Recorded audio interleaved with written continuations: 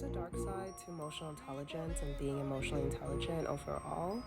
It can literally feel like you're running a daycare, babying a bunch of grown adults. You ever notice that once you start becoming emotionally intelligent, like you start to have empathy for people because now you're understanding why they act and behave the way they do. And it's helpful, but at the same time, it's like exhausting. And like that's not even the hardest part. The hardest part I think is like not allowing them to turn you into a babysitter. Because for the longest time, I used to be like, okay, I understand why you're like this. Not that I let people slide with their bullshit, but I show them like grace. There's a level of grace I had for them. And like piggybacking off of what I just said, I'm noticing like some people actually are banking on your emotional intelligence and you being like the bigger person to like not make them take accountability, or like they just want to sit and stew in this weird victim mindset hoping you never hold them accountable or call them out. Like they're so terrified of, they love when you were babying them, but now you're starting to like wake up to this.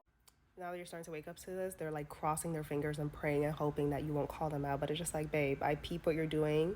We're both grown. Let's not play these little childish games, okay? I think like the biggest lesson I've learned about emotional intelligence this year is to learn how to like balance empathy with like boundaries, because there are people who will bank on, who know you're emotionally intelligent and bank on you being the bigger person. I have no desire to be a victim or participate in victim mindset. I'm always gonna be like, okay, how do I do better, or how can I improve? You know? But yeah, as an emotional intelligent person, as you age, you're gonna start to realize that it's important that you surround yourself with people who are on the same level of emotional maturity as you are.